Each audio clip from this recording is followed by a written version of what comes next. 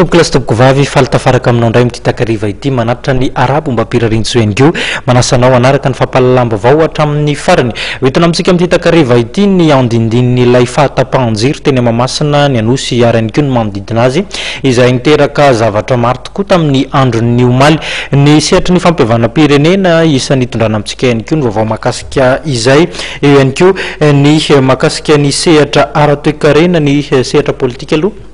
nonokavantsika ny fotoana amin'ity takariva ity tahorana ny fivoriana indrony sesy izay nitanterana teny amin'ny bekasantany-mena teny dia anatanteraka hetsika tafiditra ao anatin'ny fampiavanam-pirenena indray ry zareo avy eo anivon'ny CRN na hetsika izay anasana olona maro indrindra ireo lehibeana androm-panjakana teto amin'ny firenena ny fandimby hatramin'izay.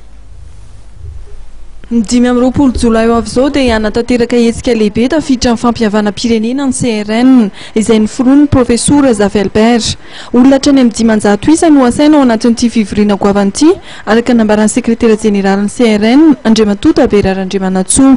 Anisan'ny tafiditra ao anatin'ny asaina ny filoham-pirenena Hery Rajaonaromampianina, ny filoham-panjakana teo aloha Didier Ratsiraka, Zavelbert, Marc Ravalomanana ary Andry Rajoelina. Ny safidy zay ao tamin'ny CRN zany rehefa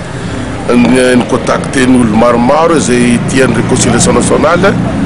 izay natao tany amin'ny Bicas 1, Bicas 2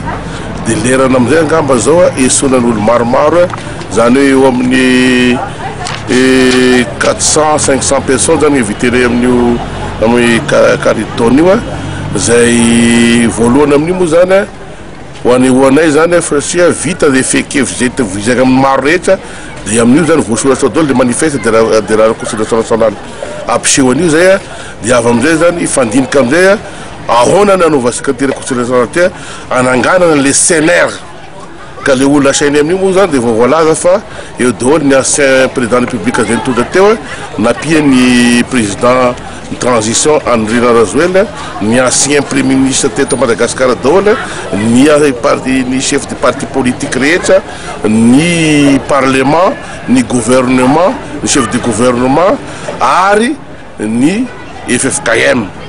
Izay zany no asainay amin'io edikevitra amin'io ananganan'ity satria efa mitaraika asika efa mizaly ny vahoaka satria ny comité international mazava ny tenin'ny ambassadeur américain io sy hoe satao réconciliation nationale io zay vao débloquer les vola zany donc apiasika zany apianay zany ny président ankehitriny zay miprôné fezay isaky ny kabary dia hoe réconciliation nationale zay nangalana initiative zay aty amin'ny CRN nanao an'io ka io zany dia sy maintsy après an'io zany dia asangana zany ny CNR fa ny CRN aloha zany mikarakara dia avy eo ny CNR no asangana dia ho hita eo ny vokanazy. Mikasika manokana n'Andriamatoa Marc Ravalomanana izay mbola sisy tany any Afrika Atsimo dia nilaza Andriamatoa Taberarandriamanatsoa fa efa misy fifandresen-dahatra sy fifanankalozan-kevitra tanterahana entina hampodiana azy. Ny Marc Ravalomanana sy tatoerana dia hoe zanay ary efa nangataka audience amin'ny président ankehitriny zay i présidentsika zany iadevitra eo ahoana ny fitongavany Marc Ravalomanana eto satria izay ny tanjona sy maintsy tongavany eto daholo ny rehetrarehetra zay moa zao mbola nangataka audience koa amin'ny mouvance Ravalomanana zany satria lalao Ravalomanana eto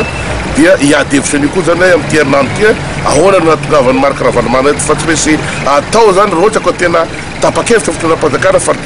le tena vraie réconciliation ataony sy maintsy tonga eto Marc Ravalomanana zay ka irinay amin'ny 25 juillet io tonga eto Marc Ravalomanana. Fanontaniana mipetraka araka izany ho tonga ary afaka hanatrika amin'ny fivoriam-be tanterahan'ny CRN ny 5 amby roapolo jolay eo amin'ny Carleton Anosy ve Andriamatoa Marc Ravalomanana afaka hifanatrika ve ny filoham-panjakana rehetra teo aloha sy ny filoham-pirenena amin'izao fotoana izao.